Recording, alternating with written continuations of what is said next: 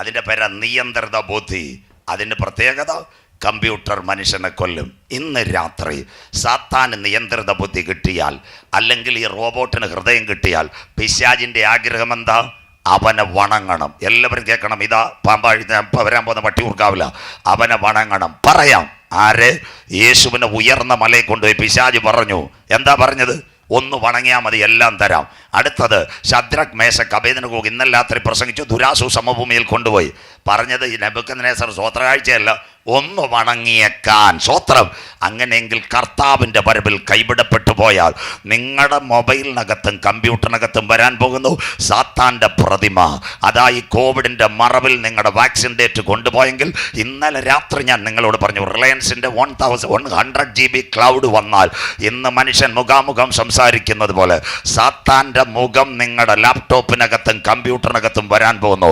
അങ്ങനെയെങ്കിൽ അവൻ്റെ മുഖം വന്നാൽ അവൻ വണങ്ങാൻ പറയും. വണങ്ങാൻ പറഞ്ഞില്ലെങ്കിൽ കമ്പ്യൂട്ടർ പൊട്ടിത്തെറിക്കും, ഇന്റർനെറ്റ് മർഡർ. ബാക്കി ഇന്നത്തെ മലയാള മനോരമ വായിക്കണം. ഇന്ന് രാത്രി കേട്ടോണേ, കമ്പ്യൂട്ടർ പൊട്ടിത്തെറിക്കുമോ?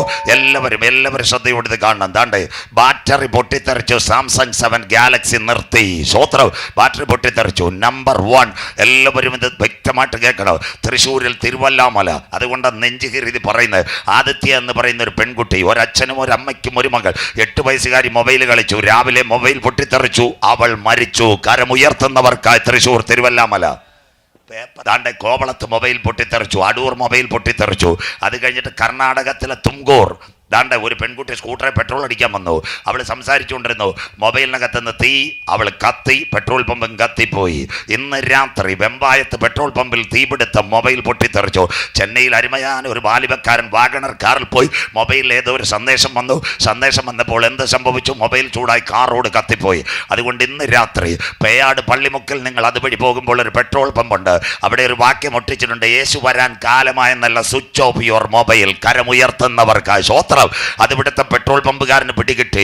നിങ്ങൾ അവിടെ ചെന്ന് നിങ്ങളുടെ സ്കൂട്ടറിലോ വാഹനത്തിലോ പെട്രോൾ അടിക്കുമ്പോൾ നിങ്ങളുടെ മൊബൈലിനകത്ത് ഒരു അസാധാരണ സന്ദേശം വന്നാൽ, അതിൽ ഐസി ചൂടായാൽ, സ്പാർക്കിംഗ് ഉണ്ടായാൽ, ഇവിടെ 2 മൊബൈൽ ഒരുമിച്ച് ഉപയോഗിക്കുമ്പോൾ ഈ ബോക്സിനകത്ത് കിറുകിറുപ്പ് ശബ്ദം വരുന്നത് പോലെ ഐസി ചൂടായാൽ, സ്പാർക്കായാൽ പേയാട് തീഗോളമാകും. അതുകൊണ്ട് സ്വിച്ച് ഓഫ് യുവർ മൊബൈൽ എഴുതിയിരിക്കുന്നെങ്കിൽ ഞങ്ങളുടെ ബൈബിൾ അത്ര ക്ലിയർ. കരമുയർത്തുന്നവർക്കായി. മൃഗത്തിന്റെ പ്രതിമ സംസാരിക്കും. മൃഗത്തിന്റെ പ്രതിമയെ വണങ്ങാത്തവരെ കൊല്ലിക്കേണ്ടതിന് മൃഗത്തിന്റെ പ്രതിമയ്ക്ക് ആത്മാവിനെ കൊടുപ്പാൻ അധികാരം. സ്വോത്രം. അതിനാസ്പദമായി ദാണ്ടെ കമ്പ്യൂട്ടർ പൊട്ടിത്തെറിക്കുമോ? സ്വോത്രം. ഇന്ന് രാത്രി ഞങ്ങളിവിടെ പാടുന്നു. ഞങ്ങളുടെ ബഹുമാനപ്പെട്ട അനിൽ പാസ്റ്റർ അവിടെ കാര്യങ്ങൾ ഉപയോഗിക്കുന്നു. ഞങ്ങളുടെ ശബ്ദം കൂടുതൽ വന്നാൽ മോണിറ്ററിന് കുഴപ്പമില്ല, താഴെ ആംപ്ലിഫയറിൽ നിന്ന് പുക വരും. അതുപോലെ ഇന്നത്തെ ഒരു ലാപ്ടോപ്പിൻ്റെ പ്രത്യേകത എന്താ? അല്ലെങ്കിൽ കമ്പ്യൂട്ടറിൻ്റെ പ്രത്യേകത 5 കാര്യങ്ങൾ. പഠിക്കുന്ന കുഞ്ഞുങ്ങൾ: 1 microprocessor, 2 typing mode, 3 lithium battery, 4 ink screen അഥവാ കളർ സ്ക്രീൻ, സൈഡ് ബൾബ്, കുഞ്ഞം ബൾബ്. ഇതാ പൊട്ടുന്നത് അർത്ഥം. ഇന്ന് രാത്രി ചെന്നൈയിലിരിക്കുന്ന ഒരു ചെറുപ്പക്കാരൻ, പേയാട് ഒരു പെൺകുട്ടി, 2 പേരുമായി നല്ല അടുപ്പം. രാത്രിയിൽ അവൾ ടാബും എടുത്ത് കയറും. ചെറുപ്പക്കാരൻ അവിടെ കയറും. പെൺകൊച്ചി ഇയർഫോൺ വെച്ച് ചില കാര്യങ്ങൾ പറയും. അവനും പറയും. അവൻ ചില കാര്യം പറയും. അവൾ അനുസരിക്കത്തില്ല. അവൾ ഷട്ട് ഡൗൺ ചെയ്യാൻ നോക്കുമ്പോൾ അവനൊരു മെസ്സേജ് അയക്കും. കമ്പ്യൂട്ടർ സ്റ്റുഡൻസ് ഇന്ന് രാത്രി ശ്രദ്ധിച്ചോണം. ആ മെസ്സേജിൻ്റെ പേര് virus message. We are saying NCS computer സയൻസിൽ അതിന് വിളിക്കുന്ന എക്സ്പ്ലോസീവ് മെസ്സേജ്. അത് വന്നാൽ പറയാം. ബാക്കി കേട്ടോണം. എൻ്റെ മുമ്പിൽ ഒരു ബൾബുണ്ട്. ഇതിനകത്ത് വോൾട്ടേജ് കൂടിയാൽ ആരും ഒന്നും ചെയ്യേണ്ട, തന്നെ അവൻ പൊട്ടിക്കളയും. സ്വോത്രം. ബൾബ് തന്നെ പൊട്ടിക്കളയും. അതുകൊണ്ട് അതിൻ്റെ മേളിൽ 220, 230 കപ്പാസിറ്റി ഇടുന്ന. സ്വോത്രം. സകല സാധനത്തിനും കപ്പാസിറ്റി ഇടുന്ന. സ്വോത്രം. അങ്ങനെയെങ്കിൽ എന്ത് സംഭവിക്കും? പൊട്ടിത്തെറിക്കും. അതിൻ്റെ പ്രത്യേകത പറഞ്ഞുതരാം. ഇനിയുള്ള കാര്യം കേട്ടോണം. ഇനിയുള്ള കാര്യങ്ങൾ കേട്ടോണം. അതുകൊണ്ടുള്ള ഇന്നേ ചില മൊബൈൽ കമ്പനിക്കാർ നിങ്ങളോട് പറയും, അറിയാത്ത നമ്പറിൽ നിന്ന് കോൾ വന്നാൽ എടുക്കരുതെന്ന്. കേട്ടവർ കരമുയർത്താം. ചില മെസ്സേജ് വന്നാൽ നിങ്ങൾ ഓപ്പൺ ചെയ്യരുത്, സിസ്റ്റം ഹാക്കായി പോകും. Internet murder. കമ്പ്യൂട്ടർ മനുഷ്യനെ കൊല്ലുമോ? അതിൻ്റെ അർത്ഥം ചെന്നൈയിലിരിക്കുന്ന ചെറുപ്പക്കാരൻ ഒരു മെസ്സേജ് അയക്കുക. ആ മെസ്സേജ് വരുമ്പോൾ മൈക്രോ പ്രോസസ്സർ ചൂടാവും, ബാറ്ററി ഷോർട്ടാകുമ്പോൾ ദാണ്ടെ ഈ സ്ക്രീൻ പൊട്ടും. അങ്ങനെ കമ്പ്യൂട്ടർ മനുഷ്യനെ കൊല്ലും. ഇന്നത്തെ മനോരമ വായിക്കണം. ഉലകം, ഈ നിർമ്മിത ബുദ്ധി ഉലകത്തെ തീർക്കും. ജെഫ്രി ഹിൻഡൻ. ഇന്നത്തെ മനോരമ. കമ്പ്യൂട്ടർ മനുഷ്യകുലത്തിന്റെ അന്തകൻ. ഇന്നത്തെ മനോരമ വായിച്ചിട്ട് നാളെ വരണം. മനുഷ്യകുലത്തിന്റെ അന്തകൻ. ഇത് കൊല്ലങ്ങളായിട്ട് ഞാൻ പറയുന്നത്. ഇന്ന് മനോരമയ്ക്കകത്ത് അയാളെ ഇൻ്റർവ്യൂ ചെയ്തു മനോരമക്കാർ ഞങ്ങളുടെ ബൈബിളിനകത്ത്. അങ്ങനെയെങ്കിൽ ആര് ലാപ്ടോപ്പ് പിടിക്കത്തില്ല? രണ്ട് കാര്യം കൂടെ പറയുമ്പോൾ ഇന്ന് രാത്രി അവസാനിപ്പിക്കാം, ബാക്കി നാളെ 9Gയിലേക്ക് നാളെ പ്രസംഗിക്കാം. ഞാൻ ആര് ലാപ്ടോപ്പ് പിടിക്കത്തില്ല? ഇന്ത്യയുടെ പ്രധാനമന്ത്രി നരേന്ദ്രമോദി സാർ. അദ്ദേഹം ദാണ്ട് ഇവിടെ കാറ്റാക്കട വന്നു. നിങ്ങളെല്ലാം പലരും പോയി കണ്ട് കല്ലൂരി മൈതാനത്ത്. അദ്ദേഹത്തിൻ്റെ ലാപ്ടോപ്പ് ഉണ്ടോ? ഇല്ല. അദ്ദേഹത്തിന് വഴി പറഞ്ഞു കൊടുക്കുന്ന ഇസ്രായേലിൻ്റെ മൊസാദ്. അദ്ദേഹം മൊസാദ് പറഞ്ഞിട്ടുണ്ട്, സാറേ ലാപ്ടോപ്പ് കൈക്കകത്ത് വയ്ക്കരുത്. സ്വോത്രം. കേരളത്തിൻ്റെ മുഖ്യമന്ത്രി ബഹുമാന്യനായ പിണറായി വിജയൻ സാർ കഴിഞ്ഞ ദിവസം ഇന്നും പരിപാടി, കഴിഞ്ഞ ദിവസം അമേരിക്കയിൽ പോയി, എവിടൊക്കെ പോയി, വെള്ളമുണ്ടും വെള്ളയുടുപ്പ് TPMലെ മൂപ്പനേക്കാനും തൂവെള്ള വസ്ത്രത്തിൽ പോകുന്ന നമ്മുടെ മുഖ്യമന്ത്രിയുടെ ലാപ്ടോപ്പ് പോലുമില്ല. സ്വോത്രം പിടിക്കത്തില്ല. ഇന്ന് രാത്രി തൊട്ടടുത്ത് പോയാൽ മൂങ്ങാട് കട്ടക്കോട് കഴിഞ്ഞാൽ കാട്ടാക്കടയുണ്ട് DYSP ഓഫീസ്. അവിടെ ഇരിക്കുന്ന പലരും നമ്മുടെ സുഹൃത്തുക്കൾ. കാട്ടാക്കട DYSP ഇവിടെ പേയാടോ വിളപ്പിൽശാല ഒരു പരിപാടിക്ക് വരും. കയ്യിലൊരു കുഞ്ഞു മൊബൈൽ കാണും, അല്ലെന്നുണ്ടെങ്കിൽ വാക്കി ടോക്കി പോക്കറ്റിൽ കാണും. ലാപ്ടോപ്പ് എടുത്തുകൊണ്ട് വിളപ്പിൽശാല നിന്ന് ഞെക്കുന്ന വല്ലവരും കണ്ടിട്ടുണ്ടോ? അദ്ദേഹം ഞെക്കത്തില്ല. അദ്ദേഹത്തോട് ചോദിച്ചാൽ പറയും ഭാര്യയും 2 കുഞ്ഞുങ്ങളും ഉണ്ടെന്ന്. സ്വോത്രം. ഒന്നുകിൽ ഓഫീസിനകത്ത് എല്ലാ CIമാർക്കും ഇവിടെ വിളപ്പിൽശാല സ്റ്റേഷനിൽ ചെന്നാൽ മതി, അല്ലെങ്കിൽ കാട്ടാക്കട DYSP എല്ലാവർക്കും ക്രൈം സെല്ല് ഇവർക്ക് ലാപ്ടോപ്പ് കൊടുത്തിട്ടുണ്ട്, അവർ പിടിക്കത്തില്ല. അതിൻ്റെ അർത്ഥം അറിയാം, ഇൻ്റർനെറ്റ് മർഡർ. 2018 എല്ലാവരും കേൾക്കണം. ഒരു വാക്കുകൂടി പറയുമ്പോൾ 2018 ഒരു സംഭവം ഉണ്ടായി. യൂറോപ്പോൾ ബ്രിട്ടന്റെ രഹസ്യാന്വേഷണ സംഘടന ഇന്ത്യൻ പ്രധാനമന്ത്രിയോട് സാറ് ലാപ്ടോപ്പ് പിടിക്കരുത്, യാത്രയിൽ ചൂടാവും. അതിനുശേഷം ഇനി അടുത്ത ഭാഗം കൂടെ നിങ്ങൾ കേട്ടോടോ. ഇന്ന് രാത്രി ഇവിടുന്ന് പ്ലെയിനകത്തുനിന്ന് തിരുവനന്തപുരത്ത് നിങ്ങൾ മസ്കറ്റിലോ ദുബായിലോ കുവൈറ്റിലോ പോകട്ടെ, 4 മണിക്കൂർ യാത്ര. കയറുമ്പോൾ പാട്ടുമെല്ലാം ഇയർഫോണിൽ കേൾക്കും. അവിടെ കയറുമ്പോൾ പെൺകുട്ടി പറയും, we are starting Trivandrum international to Dubai, 345 minute hour journey, do not use laptop or mobiles. ഈ സമയത്ത് പറക്കുന്ന സമയത്ത് ഉപയോഗിക്കരുത്. സ്വോത്രം. നിങ്ങളുടെ അതിനകത്ത് വല്ല പാട്ടോ കാര്യമുണ്ട്, ഓക്കെ. അതിൻ്റെ ഇടയ്ക്ക് സിസ്റ്റം വർക്ക് ചെയ്ത് നെറ്റ് എടുക്കരുതെന്ന് അവർ പറയും. എന്താണെന്ന് വെച്ചാൽ വൈബ്രേഷൻ ഉണ്ടാവും. അന്നേരം നമ്മുടെ ചേട്ടന്മാർ വിചാരിക്കും, ഓ ഈ പെൺകുട്ടി പറയുന്ന അവിടെ പണി നോക്കാം. സ്വോത്രം. നമ്മൾ മൊബൈൽ ഞെക്കും, ലാപ്ടോപ്പ് ഞെക്കും, ടാബും ഞെക്ക്. പിന്നെ കപ്പയുടെ ചവിട്ടി എലി മാന്തുന്ന പോലെ മാന്തിക്കൊണ്ടിരിക്കുക.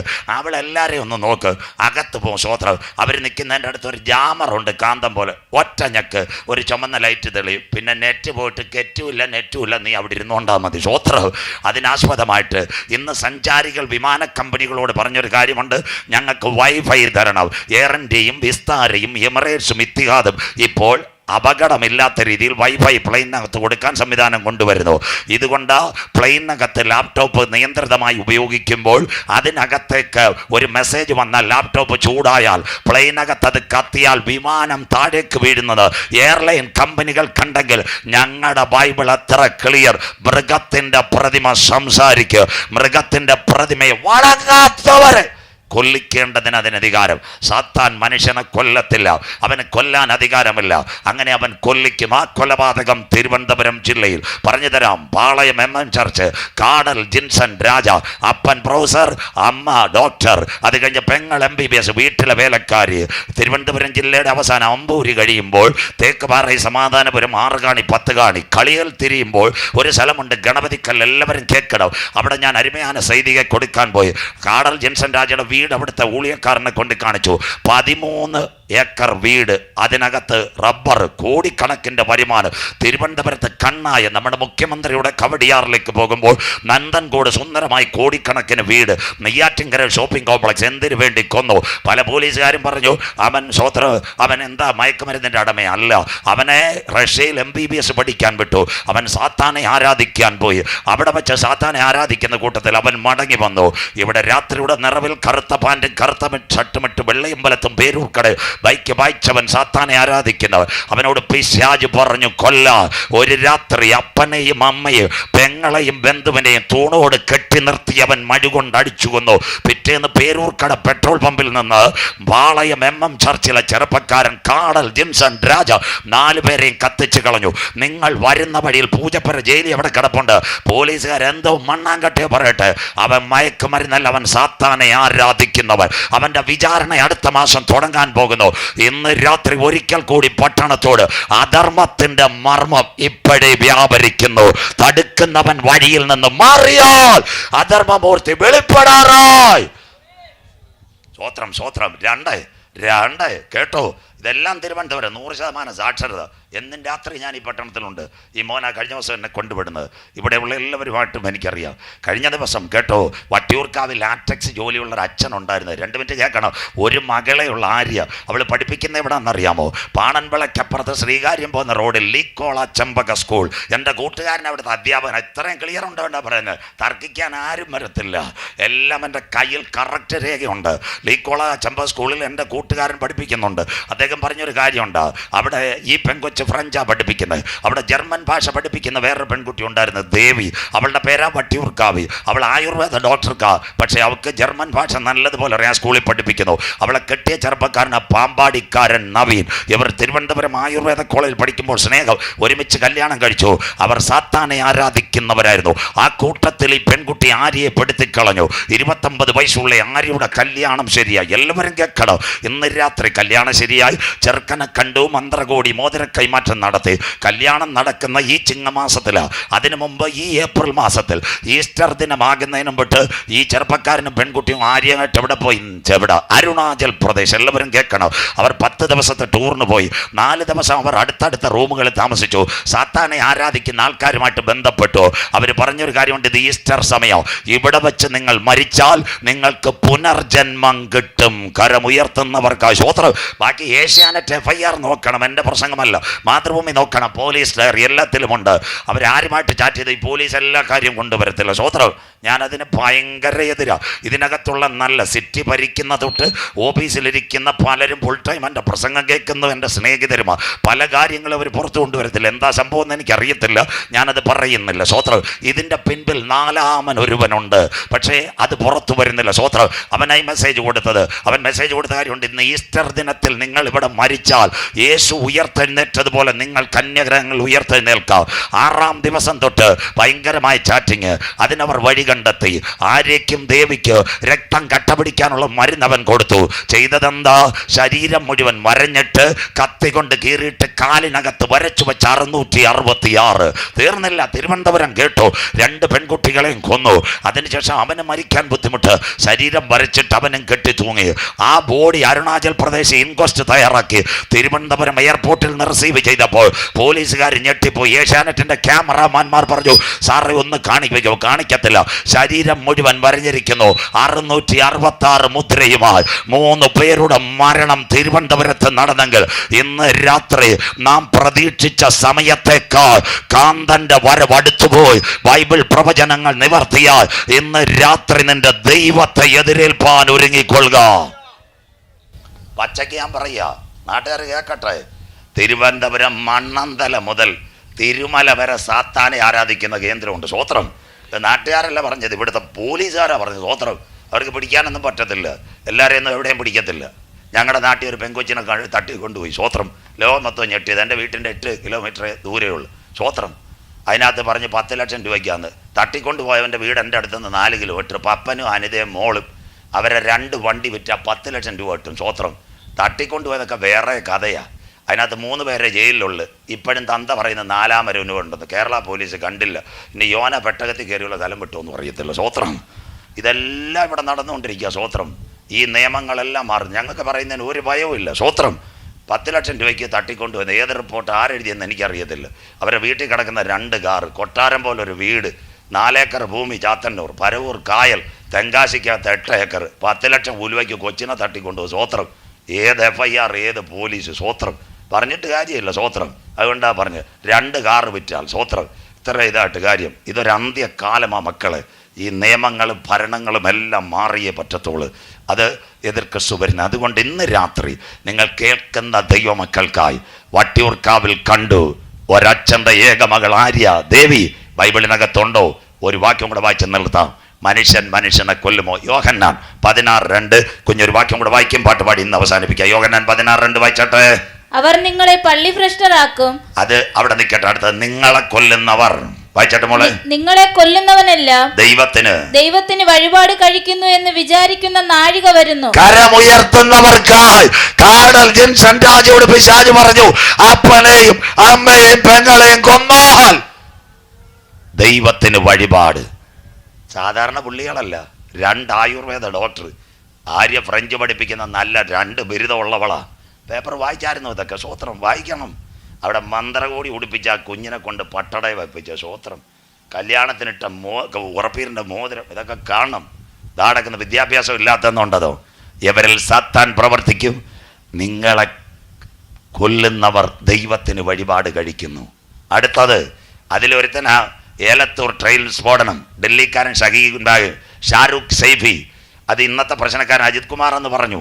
അവനോട് ചോദിച്ചപ്പം അജിത് കുമാറിനോട് പറഞ്ഞ ADGP കൊഴിഞ്ഞിരിക്കുന്ന ADGPയോട് പുള്ളി പറഞ്ഞതാ, മനുഷ്യനെ കൊന്ന സ്വർഗത്തിൽ പോകാന്ന്. ഡൽഹി കിടക്കുന്നവ ഏലത്തൂരി വന്ന് ട്രെയിൻ സ്ഫോടനം.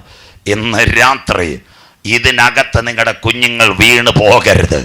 ഈ സാത്താനെ ആരാധിക്കുന്ന കൂട്ടത്തിൽ പോകാതിരിപ്പാൻ ഇന്ന് രാത്രി നിങ്ങളുടെ മക്കളുടെ അകത്തൊരു ശക്തി വേണം.